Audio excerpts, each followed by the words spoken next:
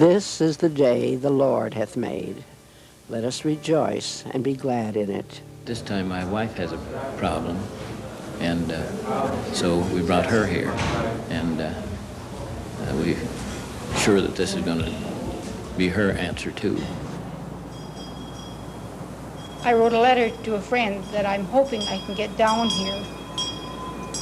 And I said, next thing to heaven, this is it.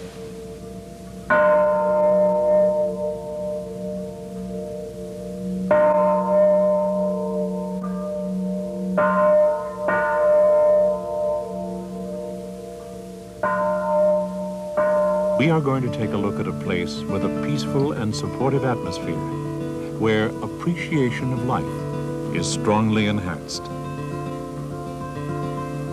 I decided that it would be a good time of year to be here and try to heal my body naturally because I knew a lot about the wheatgrass program. Coming here, it's a situation, it's ideal. It takes the stress off you because when you try to do it on your own, it's very difficult. It just has a supportive atmosphere, and I guess it's the detoxification, physically as well as mentally, that helps me feel better. People come for many reasons, from degenerative diseases to simply being overweight. Some participate just because they want to change their eating habits and cleanse their bodies. Many are here for the second and third times. They come because they know the program works for them, and they need the discipline and reassurance that this special environment gives. What is this special place? It is the Health Institute of San Diego.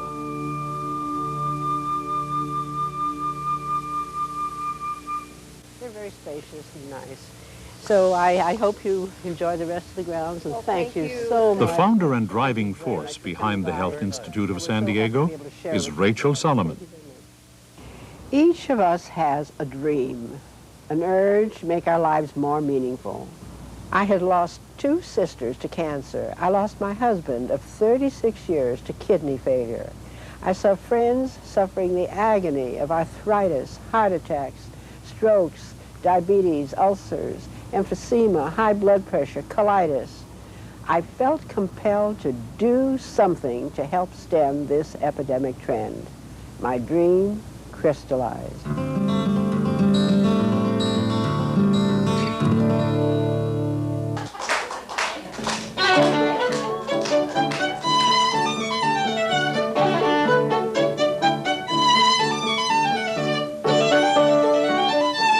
More than 14,000 people have passed through the Health Institute since it began. It has been an indelible experience, one that will be with them for the rest of their lives.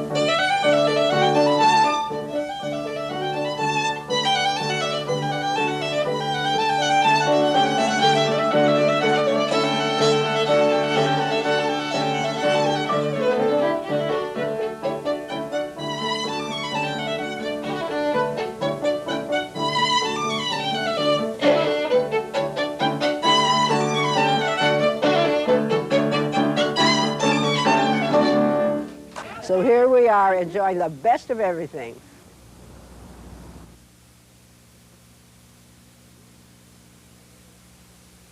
The foods on the Optimum Health Institute of San Diego program are chosen, prepared, and combined for optimum detoxification and nourishment. In this video, you will learn the rules of proper food combining, as well as how to prepare many of the foods on the program and how to plan your daily and weekly meals. Before learning to prepare the optimal foods, it is important to understand how various combinations of foods affect your body. In this class, Dr. Pfeffer will explain why and how to properly combine your foods.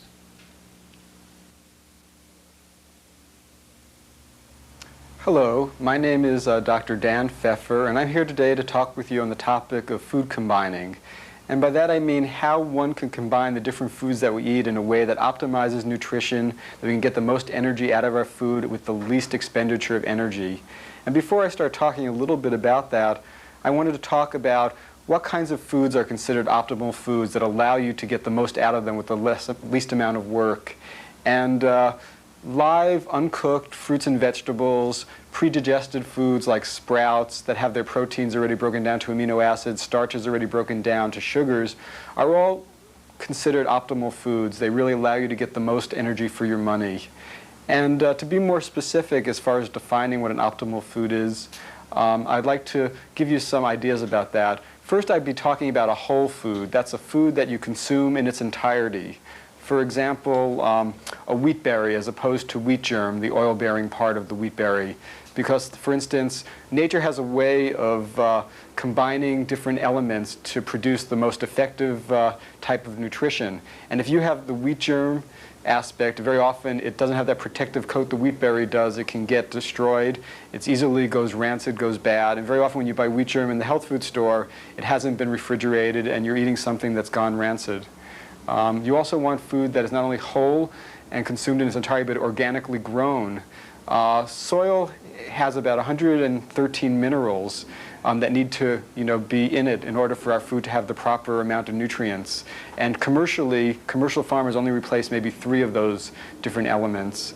So you may not be getting all the nutrients you need in your food. Also, very often, fruit and vegetables are picked prematurely commercially, and they're not ripe, and they don't have the proper enzymes and nutrients. So that's another thing to consider.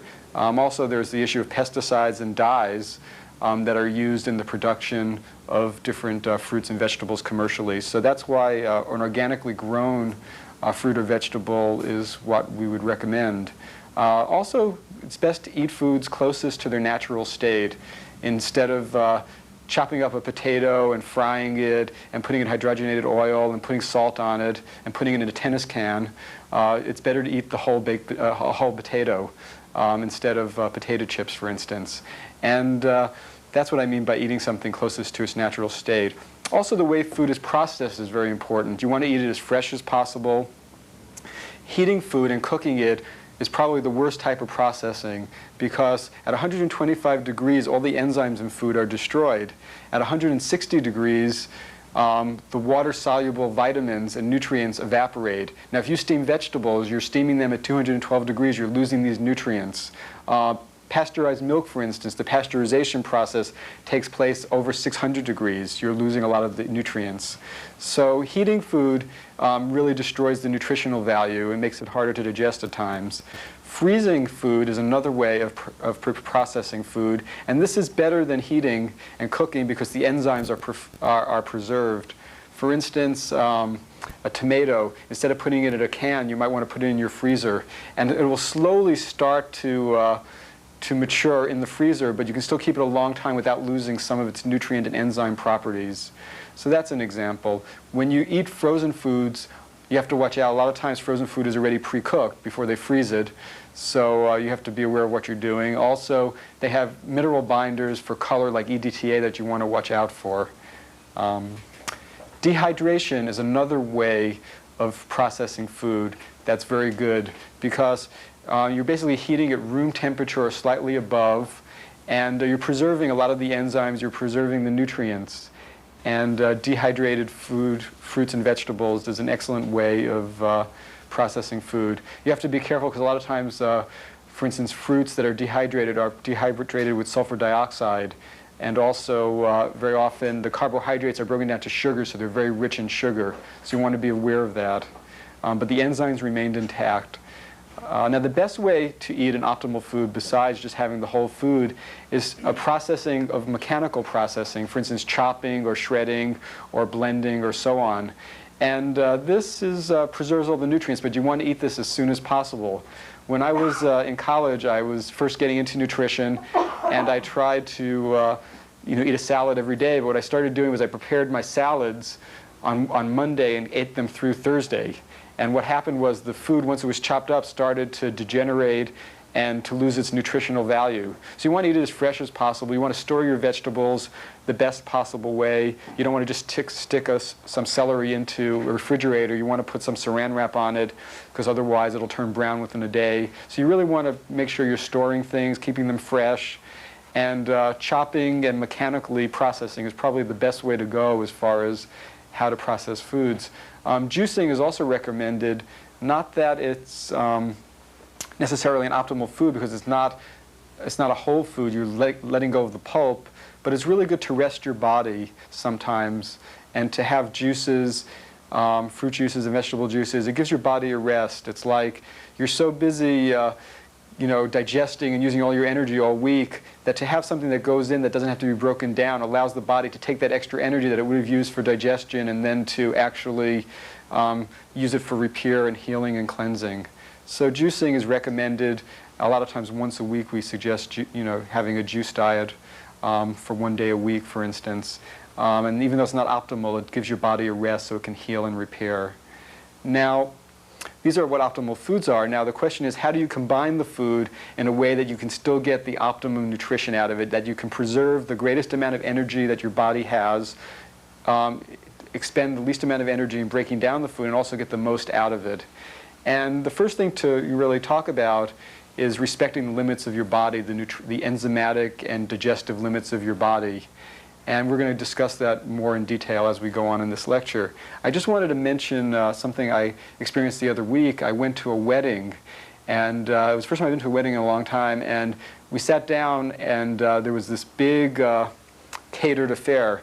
And we had, they started off, first they had this long, like a smorgasbord of food of all different types, and then you sat down at a table, and you start off with a fruit cup and a salad, and then you had your piece of meat, with, I think it was prime ribs and potatoes and vegetable, and then they gave you pie and ice cream and fresh fruit afterwards.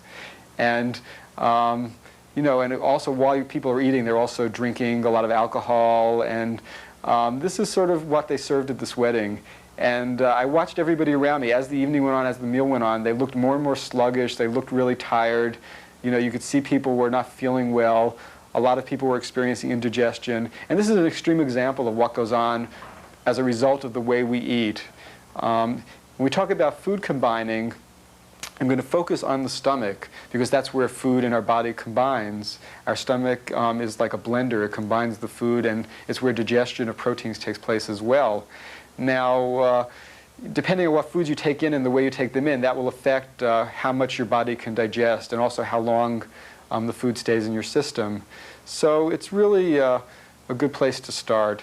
Now, different foods spend different amounts of time in our body, and that's something to be aware of. I have a chart here that talks about the length of time that different foods spend in the stomach. And this is important, and I'll go into that in a minute as to why. But for instance, water spends maybe 10 to 15 minutes in the stomach. Fruit and vegetable juice, also 15 minutes to a half an hour. Rejuvelac, which is water made from fermented spring wheat, 15 to 30 minutes in the stomach. Wheatgrass juice, 30 minutes to 60 minutes. Fruit, a half an hour to an hour. Sprouts, also about an hour. Sprouts, by the way, are pre-digested foods. They have already had their proteins broken down to amino acids, their starches broken down to sugars, so they're not that hard to digest. Other vegetables take 1 to 2 hours. grains and beans 1 to 2 hours. And then you have dense vegetable proteins. By that I mean avocados, nuts, seeds, so on. They take 2 to 3 hours. And cooked meat, beef, chicken, 3 to 4 hours. And fish also 3 to 4 hours. Sometimes shellfish can take up to 8 hours or more just to go through the stomach. So that gives you an idea of how much variation there is. Now we're going to go over some rules of food combining, and these will become significant based on the timing. For instance, if you have, let's say, you wake up in the morning and you're hungry, and you take a handful of almonds and a glass of water for breakfast, let's say. Now what's happening is both of those are going into your stomach at the same time. Now you'll notice that the water only needs to spend 10 to 15 minutes, whereas the almond needs to spend up to a couple of hours. So what happens is the water and the almonds go in. The hydrochloric acid that's diluted by that's secreted by the stomach to digest the almonds is diluted by the water. The water's basically bringing everything through the stomach really quickly. So what happens is the almonds and the water are going into the small intestine. The almonds are not being digested properly because there's not enough hydrochloric acid. What hydrochloric acid there is going into the small intestines as well. People get duodenal ulcers. And that's just the result of just combining these almonds and this glass of water, for instance. And it's based on the time and the different needs of the body in digesting. Now, also what happens is because the food, the almond, didn't spend enough time in the stomach, it wasn't digested from its protein to its amino acid properly. So it goes to the small intestine, and it stays there. And it's also not digested well because it's not broken down the way it should have been. And what happens is it starts rotting and putrefying, and really these harmful bacteria start growing. And that's when gas and really bad odors come out of your body as a result of that kind of process of putrefaction.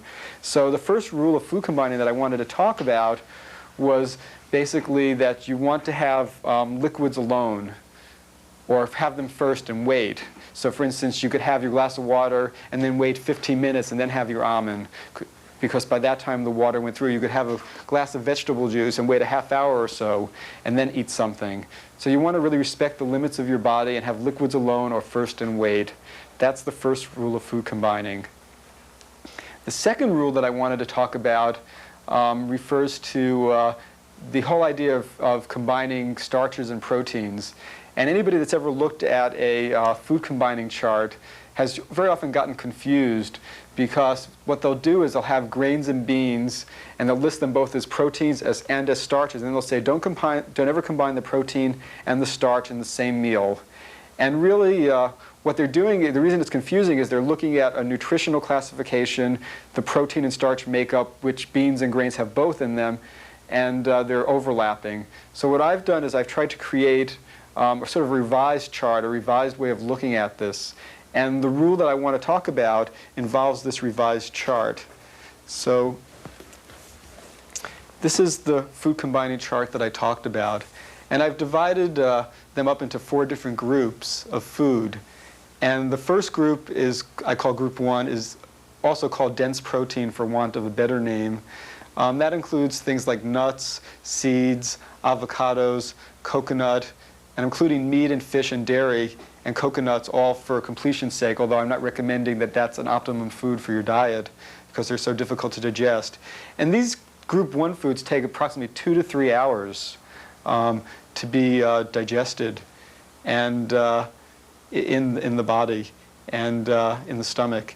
And the reason for that is they have high oil content as well. So it's not so much the protein, but the oil that's making it take so long. So these are the dense protein groups. The dense starch group, or group 2, consists of things like potatoes, beans and peas, winter squash, artichokes. And that would be considered the dense starch group, or the group 2 group. Then for group 3 and 4, I've included most vegetables. Green vegetables are group 3. That's sprouts, celery, cucumbers, spinach, peppers, etc. Group 4 is the less dense starches, and that would be root vegetables, cauliflower, beets, carrots, and so on. So these are the way I've divided them into groups. Now this may seem confusing to you as well, but it avoids that overlap that most food combining charts have. And what I'm trying to say is that You never want to combine a group 1 with a group 2. That's the second rule of food combining. Never combine a group 1 and a group 2. You can, however, combine a group 1 with any of these group 3 or 4s, or a group 2 with any of these 3 or 4s. So what I'm saying in essence is you can have a group 1 food and a vegetable or a salad, or you can have a group 2 food, a dense starch food, and a vegetable and a salad. Or you can have just a salad by themselves, or you can have starches by themselves. Proteins, each protein is so unique that I don't recommend ever having more than one protein from a group at a given meal. So you would have, if you had nuts or seeds, you wouldn't want to have an avocado. Also, by the way, nuts aren't recommended. They're really hard to digest. Some people soak them and also sprout them if they can, but they're not really an optimal food for, in terms of a cleansing program or a detoxifying program. Avocados, people very often will combine with lots of different foods, and there's a controversy as to where avocados belong. Are they fruits? Are they vegetables? So on. The way I have it set up, and the way you can remember it, is you can have an avocado with any kind of vegetable, but you don't want to have it with another protein because you only want to have one protein or one group 1 food. And also you don't want to have an avocado with a group 2 dense starch. So that's pretty much the second rule. The first rule was liquids alone or first and weighed. The second one is only have a group 1 with vegetables or a group 2 with vegetables, never a group 1 and a group 2 together. So I hope that simplifies things somewhat. Now sprouts are considered vegetables. They're pre-digested foods. So are seed sauces, I would consider a protein. A lot of times people have seed sauces. They're fermented, rich in enzymes, really nutritious, provide a lot of the amino acids you need and nutrients. So seed sauces are also proteins. So that's the rule 2. Don't have a group 1 with a group 2. Rule 3 of the food combining rules that I'm going to give you is one that's very simple. It's fruits alone. And you see here we have all these wonderful fruits on the table. And what I'm saying is you don't want to have any of these great fruits or the other ones as well with any of these vegetables or any of these starches. You never combine either of them. And there's good reason for that. Excuse me. There's good reason for that.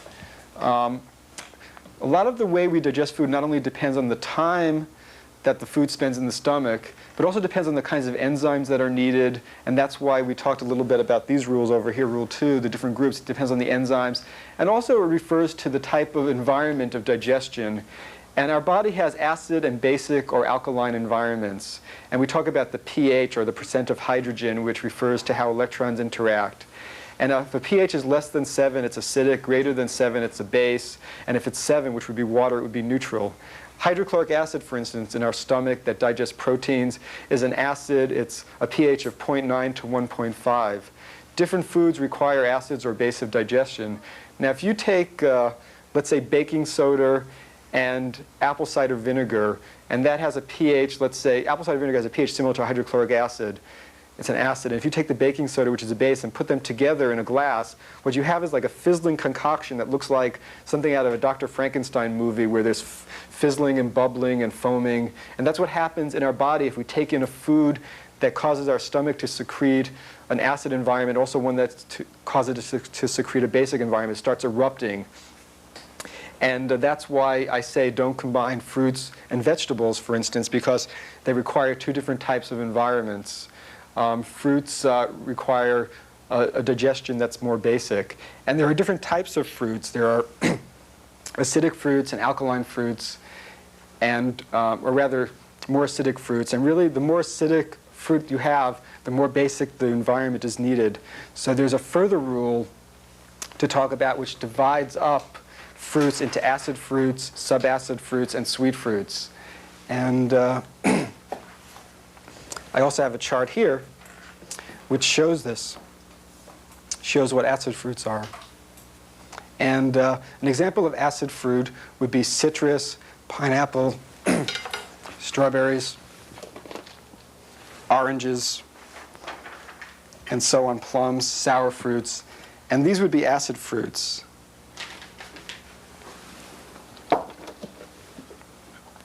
Subacid fruits, on the other hand, would be things like apples, pears, grapes, peaches, peaches and so on. And we also included in this chart papayas and mangoes and such things like that. Now, sweet fruits are things like bananas, dates, figs, dried fruit, prunes, persimmons, and so on. So we really have these three different classifications: acid fruits, subacid fruits, and sweet fruits.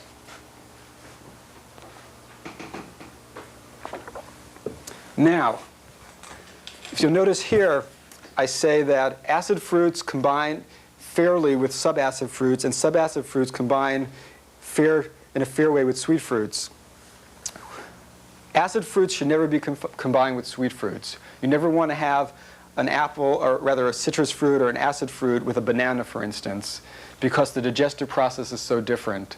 The other thing I wanted to, and also you can combine an acid fruit with a subacid fruit, or you can combine even a subacid fruit with a sweet fruit. But what I wanted to try and get across is that sweet fruits in general are very hard on the system. Given the way our body has been used with our diet throughout our lifetime, we're really used to an overload of sugar in our system. And we tend to have this roller coaster effect of taking sugars in. And sweet fruits are so loaded in sugar that they tend to add even more stress to our pancreas. So a lot of times people are tired, they have headaches, they crave sugar and sweets, they have low blood sugar. What they do is they get up in the morning, they have a donut, they have coffee, they take something into their system, they go to work. By the time they get to work, they're feeling pretty good. Then they sort of crash, they have something more for lunch, some more sweets. By 3, 4 o'clock in the afternoon in most offices, most people are not working very hard. And then they get home, and usually they're cranky, they're irritable. And there have been people that have actually said that they thought most divorces were related to the kinds of diets people have because they're in such bad moods by that time of the day when they get together with their spouse.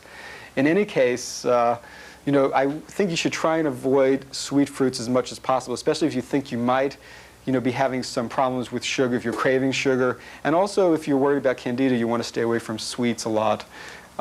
So the rule that I want to emphasize is never have an acid fruit with a sweet fruit.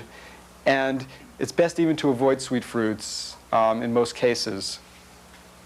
Now, Rule 5 is also about food. It's also called, the rule is very simple. It's melons alone. And by that I mean watermelon, cantaloupe, whatever. Melons are mostly water and they have sugar in them. They go through your system very quickly. And you don't want to combine them with anything else because it's going to interfere with the digestion of other things. And a lot of times people think they're allergic to watermelon or so on. They say, every time I eat watermelon, I feel really sick or bloated or I get a stomach ache. And what they're doing is they're eating melon after a meal for dessert. And so not only is the melon not getting digested, but none of the food they ate is, and then they get indigestion. So melons alone is a very good rule of thumb. And watermelon in particular you should always have by itself. Other types of melons you can put into like a melon salad, and it's sort of easily digested together. But that's the 5th rule. So just to review the rules, I'd say if you get rule 1, 3, and 5, you will have had 70% of what I'm trying to tell you. Rule 1 was liquids alone, rule 3 was fruits alone, and rule 4 was melons alone. So liquids alone, fruits alone, melons alone. That's 70% of food combining. You don't want to have sweet fruits, and you never want to combine those with acid fruits. That's another rule. And the other one is not to mix a group 1 food with a group 2 food. So those are the 5 rules of food combining, and I hope those have made things a little bit easier. Now, I also just wanted to touch on the topic of food allergies real briefly. It's a very long topic, but I wanted to mention, something about that since it's very common to find people saying they're allergic to food.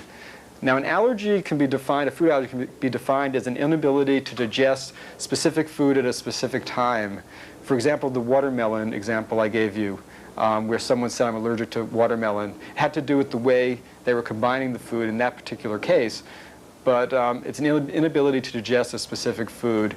Now, symptoms of food allergies are very variable. It could be, some people have said depression, exhaustion, headaches, rashes, excess mucus, behavioral problems, hyperactive behavior in children, antisocial behavior in adolescents, learning disabilities have all been related by different people to learning disabilities, to food allergies. And the causes of food allergies are varied. One could be poor food combining like we've talked about, which produces all these different types of symptoms. One could be being on a detoxification cleansing regime or program where your body is naturally cleansing and detoxifying. You may be allergic to the chemicals on the food, the pesticides, so on. Or you may actually have digestive deficiencies from years of a diet that's been very hard on your system, eating a lot of meat, a lot of sugar. Or you may have parasites which interfere with the digestive process in the colon and the small intestines and the body. So all of these may be causes of food allergies.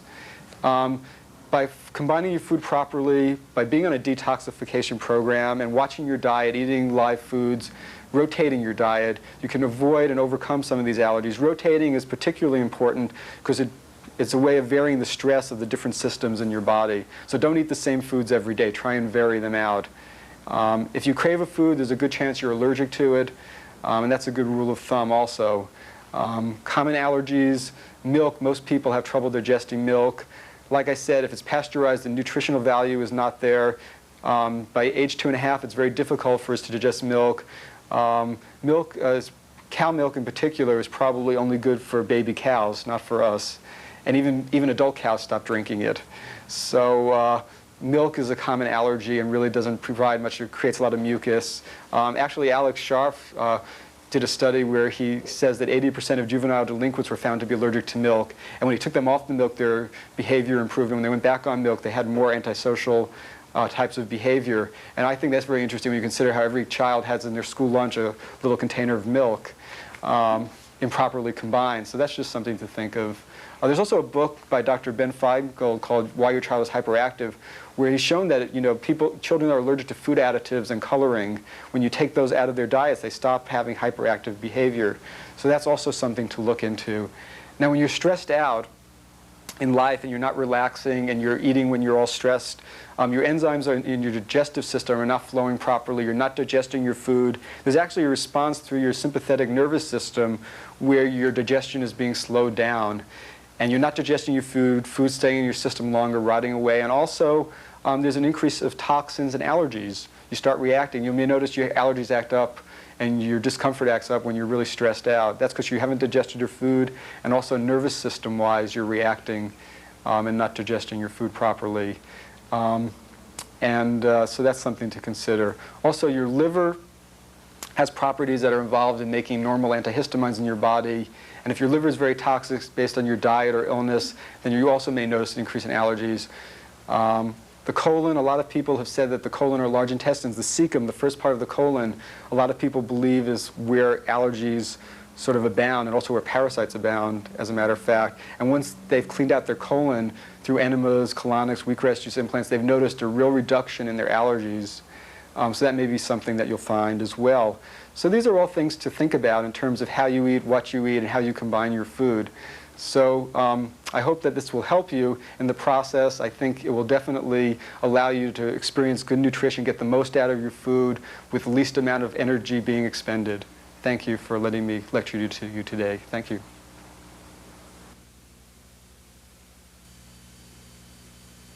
Now that you know the rules of proper food combining, we'll begin the food preparation part of the program.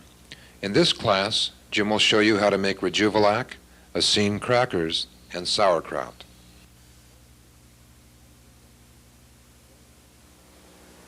Welcome, people. I'm Jim Bunch. Today we're going to be doing a class on fermented foods. Now, in your classes on elimination and digestion, you learn how the body detoxifies and it breaks down foods into assimilative nutrients. In your food combining class, you learn about optimal foods and how to properly combine them for the maximum benefit. Today, you're going to learn about maintaining your vibrant health and continue the program by preparing these fermented foods at home. So this will be the first of your food preparation classes. And on our program, there are 5 fermented foods, and they are Rejuvelac, Acine crackers, sauerkraut, seed sauce, and seed cheese. Now today we're going to learn about the first 3 of these. We're also going to learn the nutritive values of these foods. They're very rich in B vitamins. They're high in protein, contain carbohydrates, They're full of enzymes, and they're pre-digested. Now, by pre-digested, we mean that the proteins have been converted into amino acids, the carbohydrates have been converted to simple sugars. They're very easy to assimilate, and they provide energy efficiently. They're also a digestive aid. Now, fermented foods contain lactic acid, which is produced during the fermentation process. Lactic acid destroys harmful bacteria, and it fortifies the intestinal flora with friendly bacteria, which fight harmful bacteria in the intestines. Now, originally, we're provided with bifidus in our mother's milk shortly after birth, and it should last us a lifetime. But due to dietary abuse, this is depleted, and the fermented foods help to restore it. Now, some general tips about preparing fermented foods. You'll always want to do it at warm room temperature, which is between 68 and 80 degrees. You'll always want to cover your fermenting foods to keep out insects. And you also want to provide good air circulation. So the first of the foods we're going to prepare today is Rejuvelac. So Rejuvelac can be made with several types of grains. You can use soft spring wheat, rye, millet, oats, barley, or triticale. Now, triticale is a hybrid grain. It's a cross between wheat and rye. And it has a very high protein content to it. So to make your Rejuvelac starter, you'll need a stainless steel, glass, or ceramic container. We do not recommend that you use plastic for making this. You'll need some distilled, purified, or spring water, and also 5 cups of grain. So to make your starter, the first process is to wash your grain and strain it. At this point, you'll cover the grain with sufficient quantity of water to cover it, plus give it a couple of inches for expansion. Now this will sit and soak for a period of 8 hours, and at the end of that period, we'll drain the grains, rinse them, drain again, and put in a container. So next, we'll cover the grains with a cheesecloth and secure with a rubber band.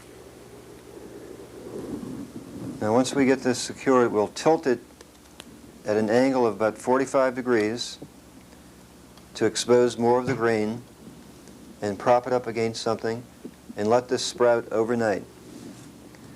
So after sprouting overnight, you'll notice that on the end of each grain, it's begun to grow a little tail. So at this point, you'll want to rinse your grain again and drain it. And the next step is to put it through the LifeStream juicer. Now you'll do this just a little bit at a time, and you'll want to catch the juice and the pulp of the grains. So after grinding your pulp, we're now ready to make a Rejuvelac. Now we have some starter which we've already prepared, and we have some distilled water. Spring water or purified water can also be used. So to make a quart, we'll add 3 to 4 heaping tablespoons of Rejuvelac starter to 1 quart of water.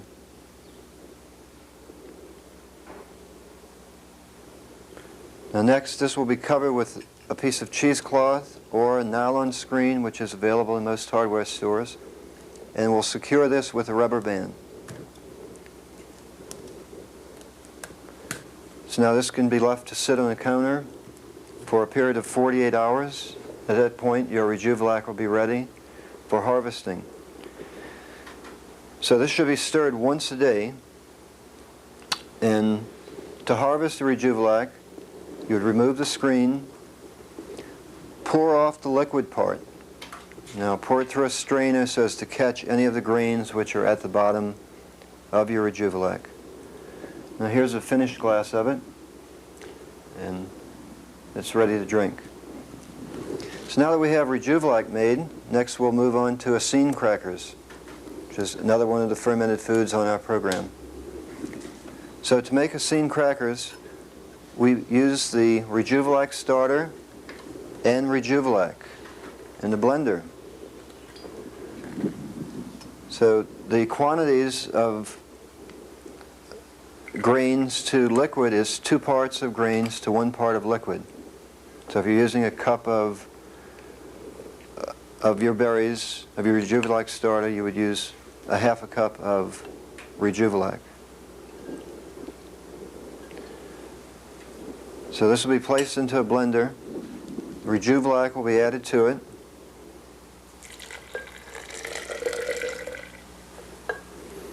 And it will be blended into a smooth consistency.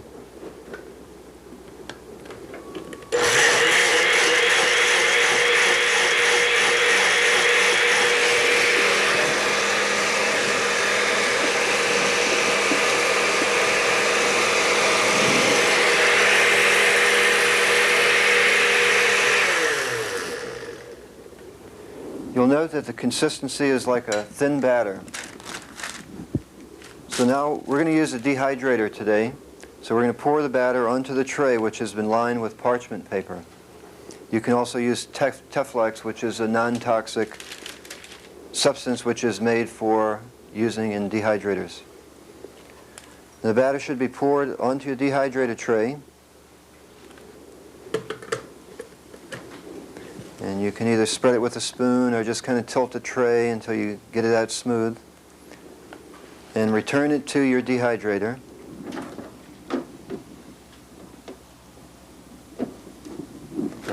You'll probably have more room to work at home than I do have here.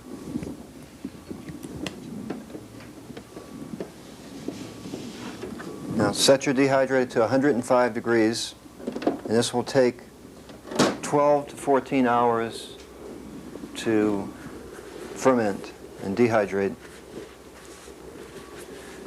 So at the end of this period, they can be removed from the dehydrator and broken down into small pieces and served. Now they will keep for a few days if you put them in a paper bag, but we do not recommend that you refrigerate them. So the third food on our program today is sauerkraut. So we make this from cabbage. We use garlic, caraway seeds, and dill seeds, and also kelp, which is a sea lettuce. So to make the sauerkraut, we're going to grate our cabbage through the LifeStream juicer. Now we recommend that you use a triturating juicer. Triturating means that it extracts juice by rubbing and grinding. So there are 3 types of triturating juicers. There's the LifeStream. There's also the Norwalk, the first stage portion of it. Norwalk was invented by Dr. Norman Walker, who lived to be 117 years old, so this speaks something of the benefits of utilizing that machine. And there's also the Champion juicer. So today we have the LifeStream, and we're going to feed the cabbage through it. Put our bowl in the place where we'll catch the juice and the pulp.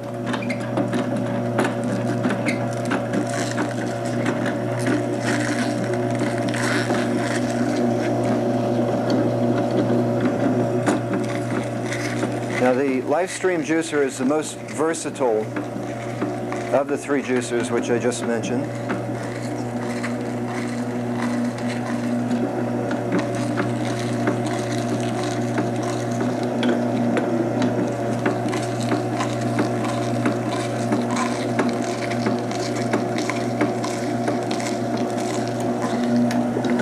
Now we're going to add our garlic next. Because it's so small, we don't want it to get stuck in the juicer. So we add garlic and then another piece of cabbage afterwards so that it pushes through the end.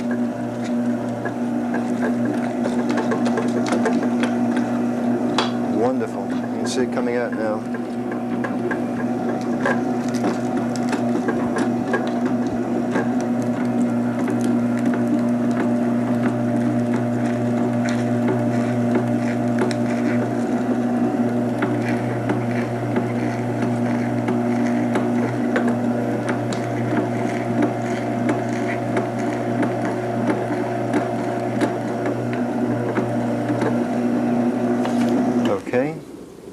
So next we're going to add our spices. Today we're going to use caraway seed, dill seed, and the garlic's already in it. So we're going to grind these seeds in the Mooley seed grinder.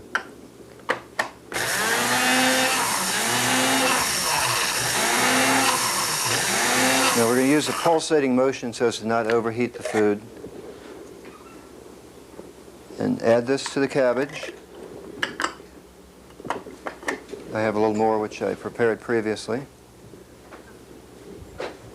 And we're going to mix it all together.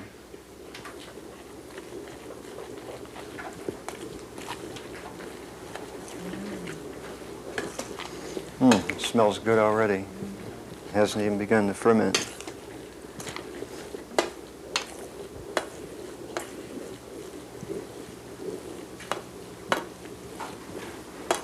Now in fermenting like as with any other fermented food, you'll want to use stainless steel or ceramic crockware. So once you have this all mixed together, we're going to take the outer cabbage leaves, which we reserved from earlier. We cleaned our cabbage, and we're going to cover it completely to make sure that the entire top of the cabbage is protected from the air. We're going to overlap the cabbage leaves and tuck them in all the way around the sides.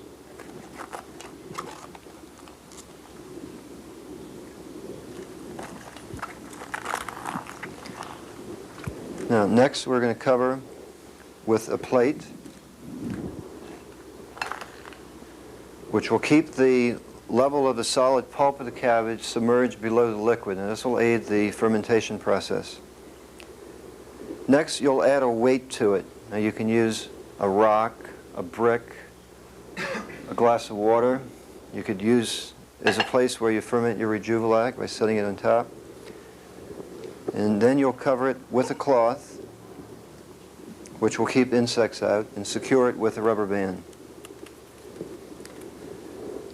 Now the cabbage should take 4 to 6 days to ferment into sauerkraut. And at the end of that time, you'll remove your cloth and weight, plate, and take off the outer cabbage leaves.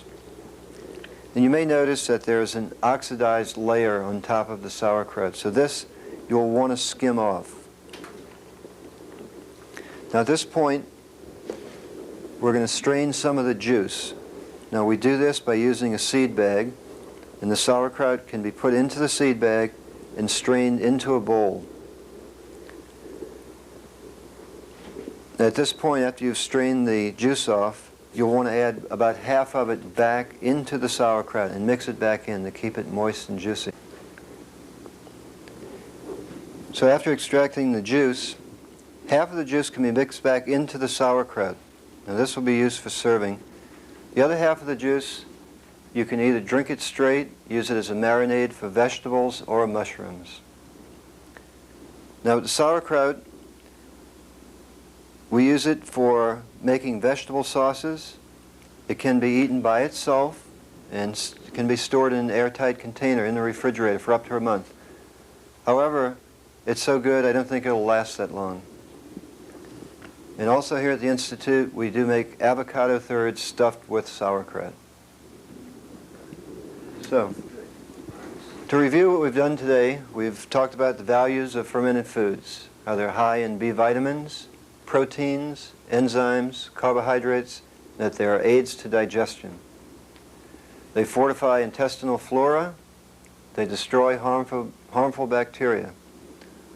Also, we learned about Rejuvelac, sauerkraut, and Essene crackers. And thank you. Having learned to make the fermented foods, we will now help you expand your culinary repertoire in the Sauces and Recipes class. You will be shown how to prepare vegetable juice, vegetable sauce, seed cheese, seed sauce, and one of the special occasion dinner items. Welcome to Sauces and Recipes! Today we're going to learn how to make a vegetable juice, a vegetable sauce. Look at that. Is that gorgeous? Okay, we're going to also learn how to make two of the fermented foods that we didn't have in the fermented foods class, the seed cheese and the seed sauce. And as the pièce de résistance of this class, as the highlight, as the wonderful finale, we are going to make broccoli delight. Broccoli delight is a wonderful, it's a fabulous dish. I'm sure you're going to love it, as Chef Tell would say. Okay, let's get started with a vegetable juice. Now, it's important when doing your vegetable juice that you use a triturating juicer. Now, a triturating juicer is one that extracts the juice by rubbing and grinding, not by spinning. Because when you use a fast spinning juicer, you're going to oxidize your juice. And when you oxidize anything, it cuts the nutrition right out of it. So we recommend 3 different types of triturating juicers. This is the Norwalk juicer. It was invented by a man named Norman Walker, who lived to be 117 years old. And that says something. The Norwalk has 2 stages. The first stage is a triturating stage, and what this is going to do is break your foods down into chunks without oxidizing them. It has this sort of a blade, a gear-shaped blade, which fits over the shaft like this, and it also has a feeding tube which fits over here. There are also a variety of screens that will fit in here for the different sizes that you want to be dealing with. This side will triturate.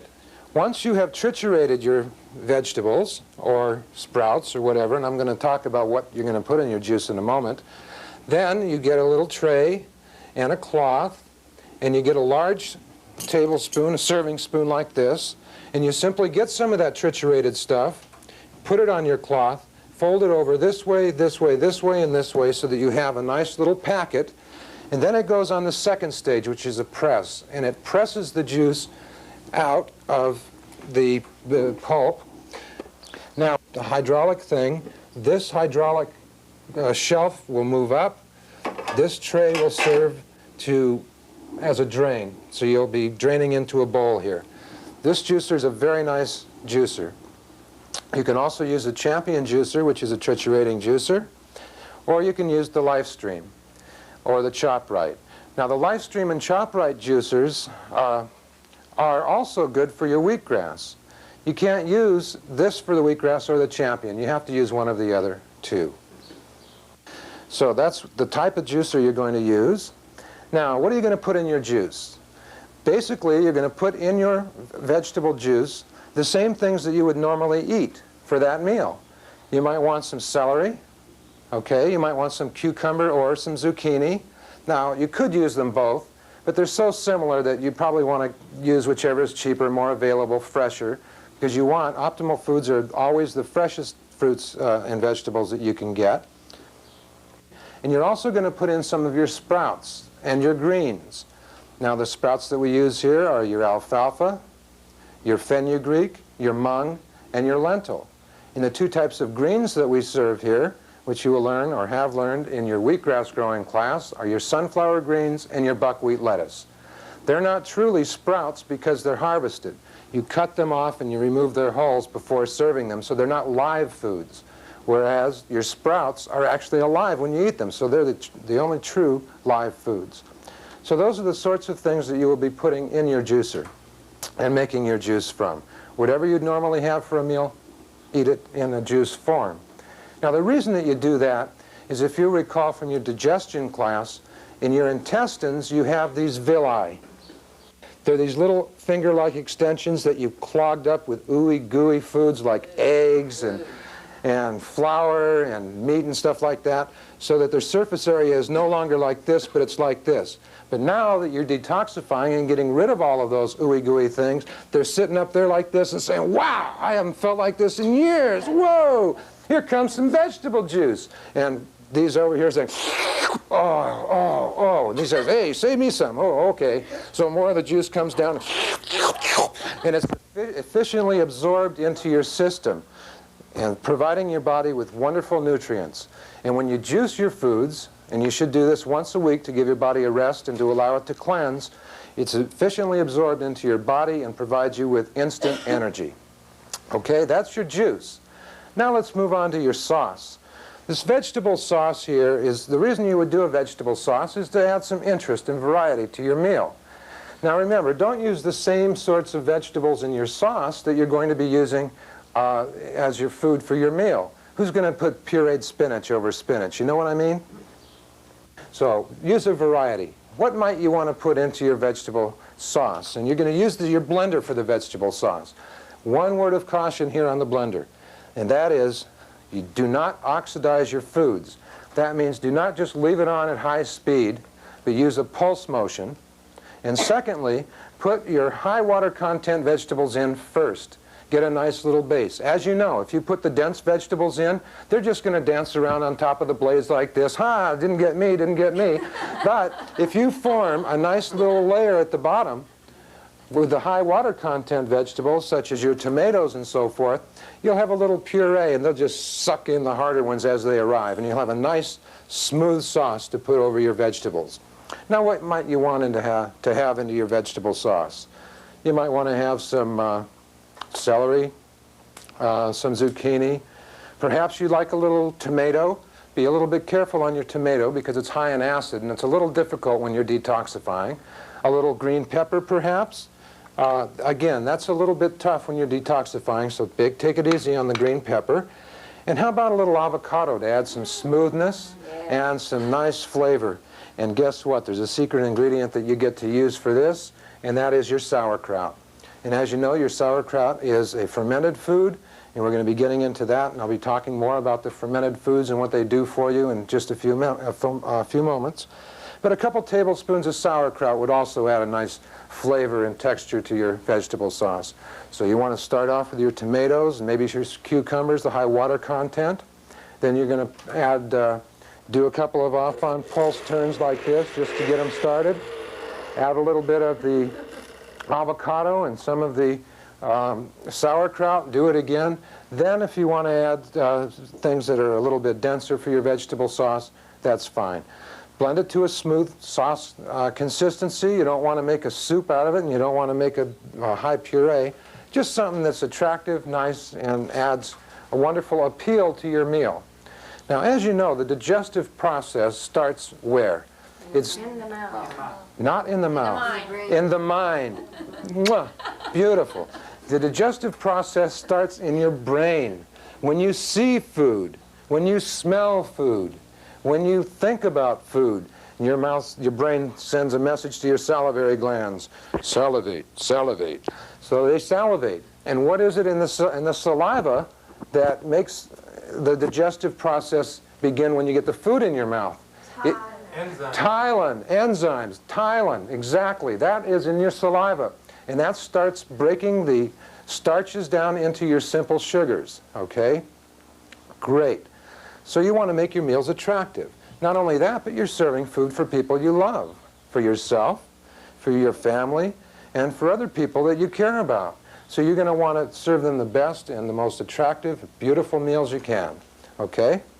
Now let's move on to the fermented foods. As you may have learned in your fermented foods class, fermented foods are very high in the B vitamins. They're very high in proteins. They are a pre-digested food. And what does pre-digested mean? Pre-digested means not that someone has eaten it before you have. Pre-digested means that the starches have already been broken down into simple sugars, and the proteins have already been broken down into amino acids. And your body uses the amino acids and the simple sugars. It doesn't use the protein directly. So if all of that pre-digestion has happened, by the time it gets into your body can efficiently absorb it and can use it directly. It's also an aid to digestion. It's got natural lactic acid, which kills the harmful bacteria, and it also restores the intestinal flora in the body. Okay, let me show you how this works. Imagine you're at a prize fight, and this is a fight for your health. The person in this fight is your health, okay, your life and your health. And there's two fighters. In one corner, we have the good bacteria that are originally provided by the bifidus in mother's milk. In other words, in the first 2 or 3 days of life, when a child is nursing, the intestinal flora are provided to the child and should last a lifetime inside the intestines. They fight the harmful invading bacteria.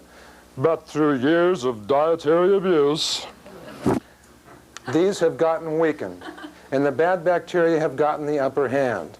We want to restore them, we want to fortify them. So in this corner we have intestinal flora!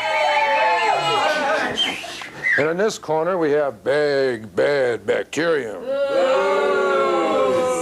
Okay? In the early rounds, fortified with bifidus from mother's milk, here's Flora. She's on her toes. She's moving around. Her jabs are quick. Bam, bam. But between rounds, she comes back to the corner, and her trainer's feeding her hamburgers, hot dogs, eggs, flour, cheese, meat, shellfish. Oh, she's coming out now. It's about the 4th, 5th round. She doesn't have any energy. She's flat on her feet. Her jabs are slow. Big bacterium's got her up against the ropes. Got her up against the ropes. Oh, she comes back. It's about the 7th, 8th round. Oh, Rejuvelac, Rejuvelac. Oh, her trainer gives her some Rejuvelac. She's back up. She's back up. She's holding her own. She's throwing a few jabs now. She's blocking a few punches. She comes back. Seed cheese, seed cheese. Give me some seed cheese. Give me some seed sauce. More fermented foods. More fermented foods. Boy, now she's really out there. Boy, she's right back to her old form. She's quick. Bam, bam, bam, bam, boop, boop, bam. Who do you think's going to win the battle of the intestines? Who do you think is going to win? Intestinal flora, or big bad bacterium? Intestinal flora. Right. And now I'm going to show you how to make 2 of those fermented foods that will aid your body in that way and fortify your intestinal flora. Okay, we're going to have seed cheese, and we're going to have seed sauce. To make seed cheese, you want to take 2/3 of a cup of whole sunflower seeds. Now, to hull is a verb, meaning to remove the shell or outer covering from something. So a hulled seed, and there has been some confusion, is one that has had the shell or outer covering removed. Okay? Now, when you're growing your sunflower greens, you're going to be using unhulled, the ones with the shell on, to grow the greens. You use the hulled here. And you want 1/3 of a cup of unhulled sesame seeds. Okay? Now look how small these things are. And you say, how can that be unhulled? You know, you can barely see it. How can there be a shell on there? Well, if you put it on the back of your thumb and you squeeze it like that, you will find out that there's a little bit of meat inside of this little teeny shell. These are actually unhulled sesame seeds. Now, what you're going to want to do is to soak those seeds in purified water overnight. Okay? Make sure that anything you soak, any seed that you soak, no matter what the purpose is, do it in purified water. Okay, not tap water. When you're rinsing, you can use tap water, but soaking, don't. Now you have 2/3 of a cup of the sunflower seeds hulled and 1/3 of a cup of the sesame seeds that were unhulled. You've soaked them overnight or 8 hours, 10 hours or so. Now you're going to rinse them. And I'll tell you why you've soaked them separately in a second and not together. You're going to rinse them to get the sunflower seeds, rinse them in hot water or very warm water, and you will find that there's a skin that covers the outside. So you have not only that hard shell, but you also have a skin, and you want to get rid of that too. And hot water will release these skins. They'll float to the top in your strainer. Just skim them off and get rid of them. So you will have 2/3 of a cup, or a little bit more because they'll swell up, of hulled sunflower seeds that have been soaked and strained and de-skinned. You're also going to want to rinse and drain your sesame seeds, but you don't have to hull them. Now, you're going to put these into the blender. The reason that you didn't soak these together, obviously, or even strain them together, is if you did, these sesame seeds would hop on the back of the shells or skins of the sunflower seeds, and when you threw these out, you'd probably throw half of these away. You don't want to do that. Therefore, do it all separately until now. And at this point, you're going to want to add them to your blender. Sesame seeds are talking over here to the sunflowers. Hey, I saw you soaking last night. You're looking pretty good. Hey, how about let's go into the blender? Hey, all right, let's do it. Okay, so you take the top off here, and you add these. I'll clean up, don't worry about it. And you add about 1/3 cup of these, and 3 cups, count them, 3 cups of Rejuvelac. It can be rye or wheat, whichever you prefer. And you're going to blend them for 3 minutes to really get these sesame seeds incorporated. And while you're blending, I suggest you clean up your mess so that you do not have a huge mess at the end. I'm not going to blend them for 3 minutes. I'm going to do it for just a minute or so, just to give you the feeling. And then we're going to go on with the next part, okay?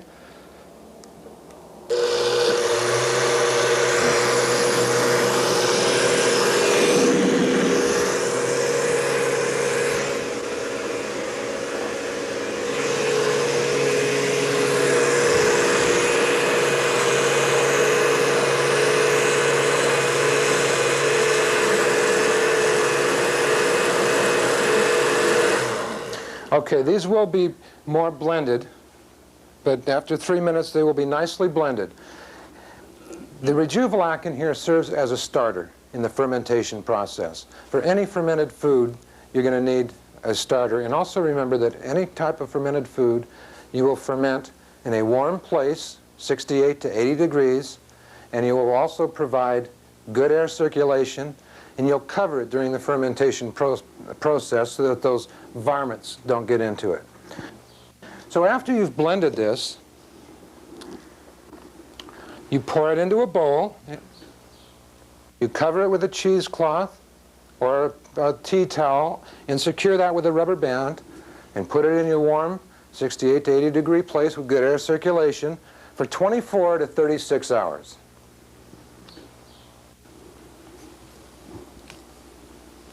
At the end of that time,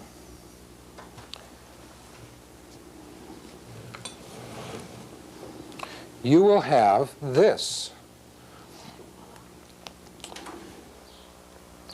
This is something that has 3 layers. The top layer is an oxidized layer. And as we know, anything that's been oxidized is no longer of value. So we want to get rid of it. It should be very thin. You can see it here. Your central layer is what we call almost cheese. And your bottom layer is the settled Rejuvelac, or whey. You know, the curds and whey and Little Miss Muffet and all that? This is the whey, the liquid layer. You want to get this central almost cheese layer. So, what do? You scrape off this dark, can be anywhere from a medium brown to a caramel color, oxidized layer. It's very easy. See how dark that is? See how ugly it is? Yeah. See how oxidized it is? It's gray. Ooh. Yeah. But under that is a lighter sort of tan layer, which is almost cheese. Okay? This you will put into a seed bag. Okay, the seed bags are wonderful for sprouting, and they're also good for this, for making your seed cheese. You will spoon the almost cheese into a seed bag, and then you will hang this in your refrigerator from one of the shelves. You can just tie it up to a shelf with a bowl underneath it to catch anything that drips down overnight. Okay, this has been put in the evening, and the next morning what you will have is seed cheese. That's how you make the seed cheese. Quickly review it for you. You got 2/3 cup of hulled sunflower seeds and 1/3 cup of unhulled sesame seeds. You soak them separately in purified water overnight. You've rinsed the sunflower seeds in very hot water to remove the skins. You've rinsed the sesame seeds also. You've added your 2/3 cup of one and 1/3 of another to your blender and added 3 cups of Rejuvelac and blended for 3 minutes. After that, you've poured it into a bowl. You've covered the bowl, secured it with rubber bands, left it in a warm 68 to 80 degree place with good air circulation for 24 to 36 hours, after which you've scraped off the oxidized layer, top layer. You've scraped your almost cheese into a seed bag. The bottom layer of Rejuvelac is wonderful for plants. You can water your plants with that. It's great. Now you've taken the almost cheese, you've hung it in your refrigerator overnight with a bowl underneath to catch anything that drips down, and in the morning you have your seed cheese. You can store this in an airtight container for 3 or 4 days. And it's recommended that you have 3 to 4 tablespoons of seed cheese or seed sauce made from seed cheese, which I'll tell you about in a minute, or used in a recipe per day to fortify the intestinal flora. Okay, now for the seed sauce, it's very simple. To make a seed sauce, you take as much seed cheese as you intend to use, and you add Rejuvelac to the consistency you desire. This is very thick. If you add Rejuvelac to this and thin it to the consistency you like, you have your seed sauce. Now, some people consider the mixture that you have gotten, and it's not going to really look like this simply because I haven't blended it long enough. You're going to that this mixture, once you've got the seeds in here and so forth, that this mixture is a seed sauce. Well, it isn't. And why isn't it? Not fermented yet. Wonderful! It hasn't yet fermented, and these have to be fermented. So this is not a seed sauce. And when you blend it even more, it will not be a seed sauce until it has fermented. And that's why you reconstitute it with Rejuvelac. To make seed sauce, you start with seed cheese and then make your seed sauce. Otherwise, you don't have a proper seed sauce. Okay, let's move on now to broccoli delight. This is a wonderful dish. Fabulous. Particularly after you've detoxified. You've got your taste buds all ready. They can taste things again, and these things taste fantastic. Okay? We are going to put into our, always follow the rules of proper food combining when you do this. What we're going to use in this dish, it's a variation of farmer's chop suey. Farmer's chop suey is the basic recipe. If you add cabbage to it, it becomes coleslaw. If you add cauliflower to it, it becomes cauliflower supreme. And if you add broccoli to it, it becomes broccoli delight. Wonderful. We are going to use the nice red color of tomatoes. All right, we're going to put those in there. We're going to use the nice zip of Bell peppers. We're going to use the coolness of Cucumbers. Beautiful. We're going to use the little snap of Radishes. And we're going to use the little snappy zip of Onions. green onions, a few. Not too many of those now. A little bit tough on you. Now you're going to mix this up. You do that like this. It's all in the wrist. Oh, yeah. All in the wrist. Because you don't want to spill it all over. You're just going to give it a basic mixing. Now, what else we're going to use in here? We're going to use a couple of spices. We're going to use a little dill and a little basil. We're also going to use some Quick Sip, Dr. Jensen's Quick Sip, which is a flavoring that doesn't have salt. And we're going to use some seed cheese. Now, first of all, add some of your spice, your dill and your basil. But it's very important style on this one. This dish should be made with panache. It should be made with style, verve. You just don't throw something together. You're serving people you love. You want to do it, give them something, you know. So when you're adding your first things of your dill and your basil, the best way to do it is to plant your right foot straight, pointing toward the bowl, with your left foot sort of off at a, say, 37 to 45 degree angle. Now you're going to want to move forward and backward and start getting this motion like this with your hand, okay? Now you're going to pick up, it's very important, because you have to do it with dash. That's the way I learned it in my family. You can't just throw it together, a quarter cup of this, teaspoon of that, you know. You got to feel it. You have to feel it. So you get a little bit of this, and you get this, it's in the wrist, there's a special movement at the end. You start sprinkling it on, like this, and then right at the end, you got that? Chuck it in. Just like that. We're going to put a little bit more of this on there, just a bit. One more, and a little bit more. There. Perfect. Now we're going to add some seed cheese, and we're going to add some quick sip. Which one are we going to add first? Quick sip. The liquid. Now if we add the quick sip first, you know what's going to happen. It's going to just all go down to the bottom, and all of the high water content vegetables are going to soak it all up. And the poor little broccoli and the other dense vegetables wouldn't get any of it. So what we want to do is incorporate it. And in order to properly incorporate it, we put in the seed cheese first. Now why don't we just mix them together and pour them in together? Because you don't know exactly how much of this and exactly how much of this you're going to use until you do it. You want to be able to control your ingredients, so use them separately. This is probably the safest one to use at this point. I'm not going to use the seed bag to clean this, but I will use this. Okay, so let's start by adding a little bit of this seed cheese. Not too much now. Now, when you're incorporating the seed cheese, make sure that you do it gently, because you don't want to smash and injure, particularly your tomatoes and your cucumbers. You know, turn the bowl as you're mixing toward the center, then give it a couple of twirls, and a little bit of the tomato juice will come out to help incorporate and make a nice consistency for this. It's already smelling fabulous. Can you smell it? It's wonderful. Absolutely wonderful. Now you can add it, and be careful not to use too much of this. This is a flavoring, okay, but it will stimulate your cravings for other foods if you use too much of it. So we just use about, I would estimate, a tablespoon to a tablespoon and a half. Put too much in. Now you're going to mix it up again.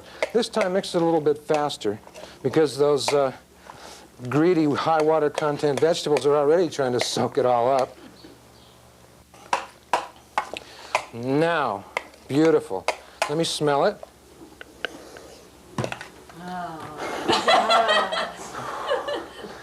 Oh, man.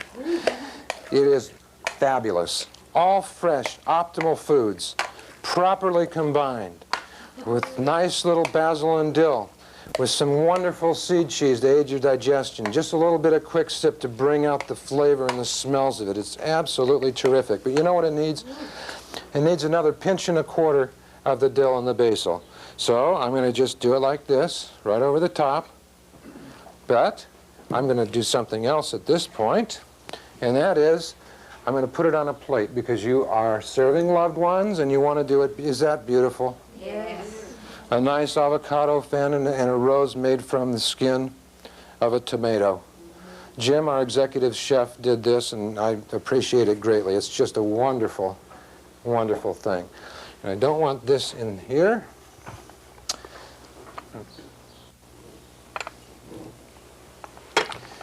So why don't we set a nice little table? What are you doing under my arm, man? Jeez. I'm going to just move this over here.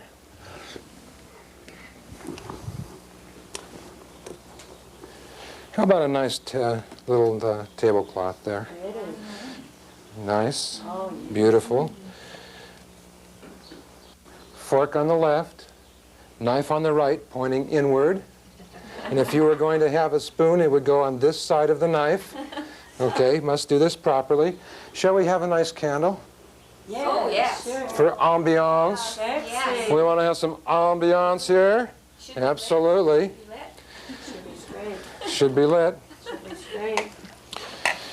Oh, yeah, yeah. Some people, you know, try to please them. All right. So what you're going to do is just put some of this on a plate. Now remember, you don't want to be pigging out. You want to enjoy your food, eat it slowly, let the enzymes mix in beautifully. You want to have a nice looking there. I think if we put it around like this, so that we have the avocado fan sort of urging the taste buds ever toward it. Okay. Now let's just put this over here. I just came into possession of a lighter. I don't know who had it, but it was confiscated by someone who walked onto the grounds. Since we have it, why don't we light the candle? Good idea.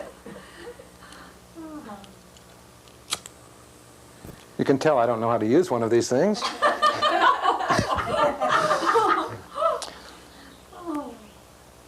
Okay, beautiful. And so what do we have here? Broccoli lights. And what's missing from it? Broccoli.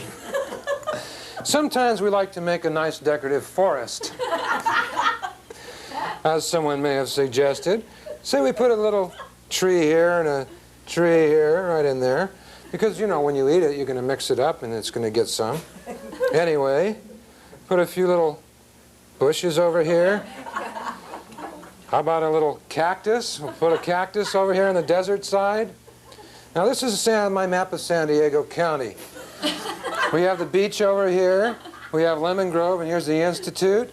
And over here we have the desert with a wonderful little cactus. Now, isn't that beautiful? Yeah. Bon appetit.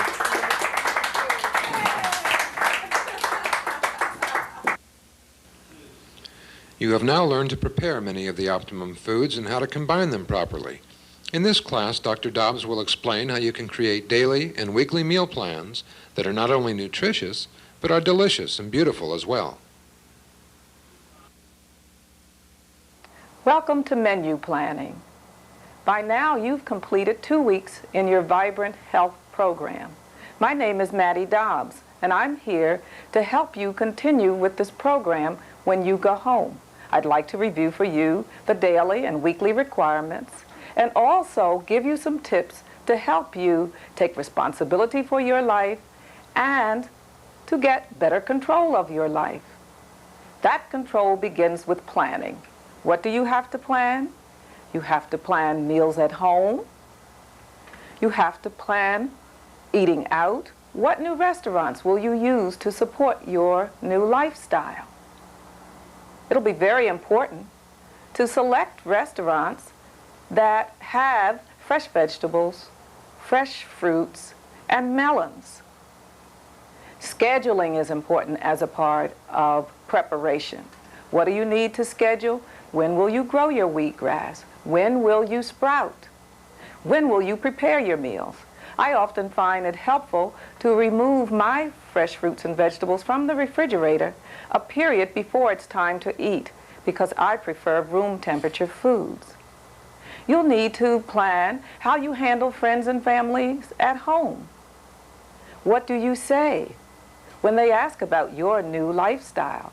It'll be important to use your communication skills, which you have learned. And finally, preparation begins with psychological preparedness. What is psychological preparedness? It's being prepared to follow your detoxification program to its completion. One of the things that we feel is very essential to the success of the detoxification program here is the creative and loving environment. It'll be important that you create for yourself the same personal nurturing, the same loving environment that you have experienced here at the Health Institute. Remember how good those hugs felt? Try to create a warm, supportive environment for yourself. Now, let's take a look at your weekly menu.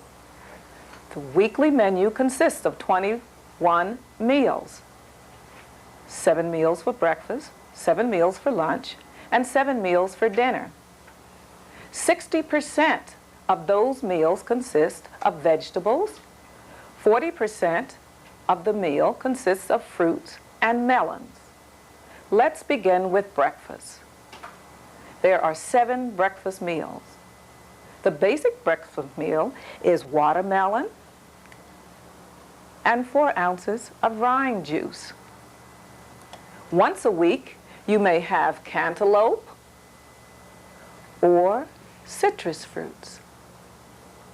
If watermelon is unavailable, then you may have one of the subacid fruits, apple, peaches, or pears, and maybe even a bunch of tasty grapes.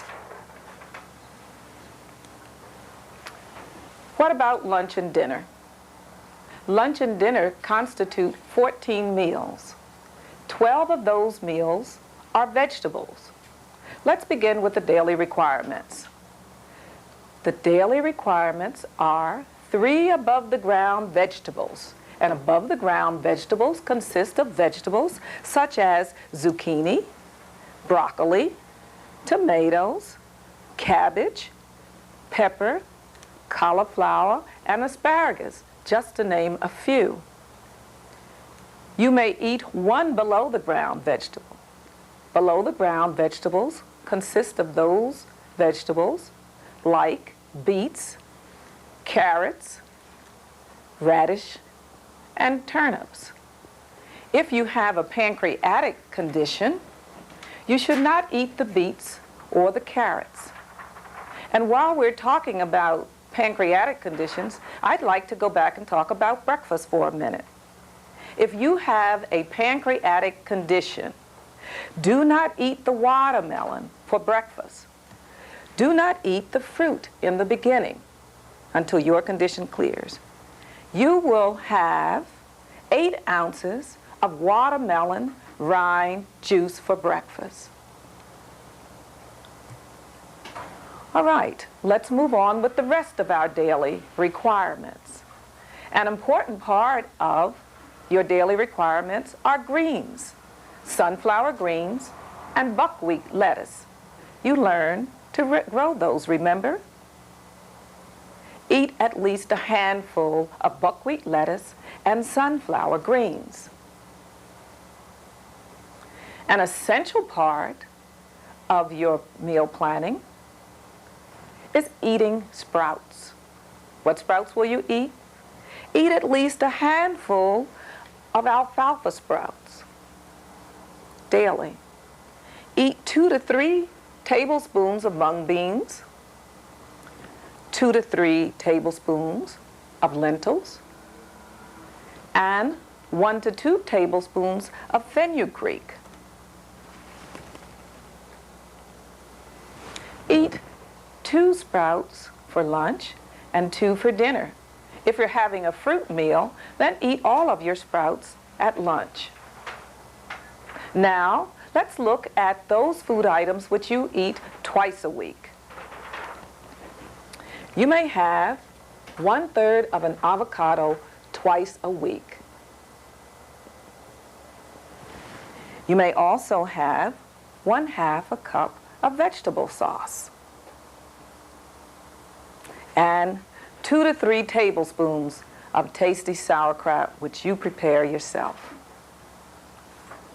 Some of our meals are a bit heavier and therefore should be eaten once a week. Once a week, you may have a specialty dinner such as farmer's chop suey, broccoli delight, cauliflower supreme, or coleslaw. Broccoli delight we have here. Isn't it beautiful? Once a week, you may have a banquet meal. A banquet meal consists of marinated mushrooms plus one of the following: seed balls, carrot loaf, or vegetable loaf. We have prepared some of the meals in combination so that you may see. Here we have sprouts and above the ground vegetables and 1 below the ground vegetable, which are your carrots. Here we have 2 different sprouts, 3 beautiful above the ground vegetables, and squash. Isn't it beautiful? And here we have a sample of a specialty or banquet meal.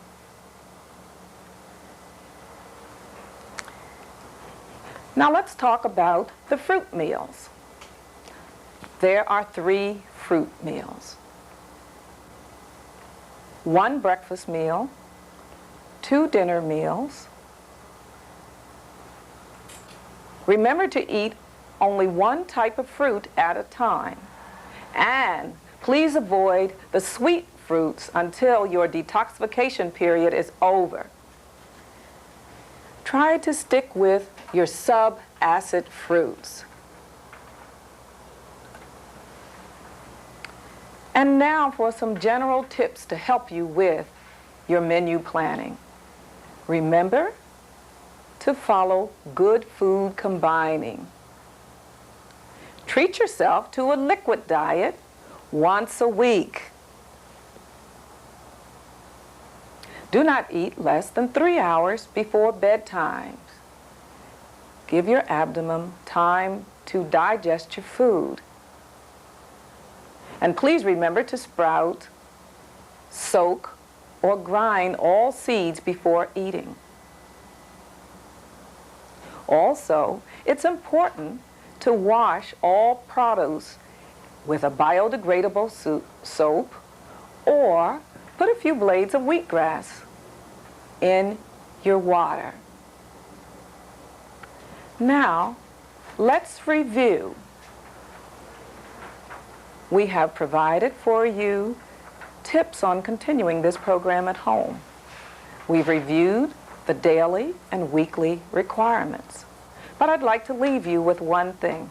Be creative. Use variety. Get the most out of your vibrant new lifestyle.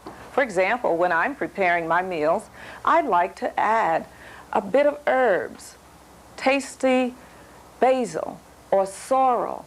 Add a little spice. And for those of you who can, you may wish to mince a little scallions and add those to your meals. Eating on the vibrant health style is fun, it's delicious, and it will make you healthy and happy.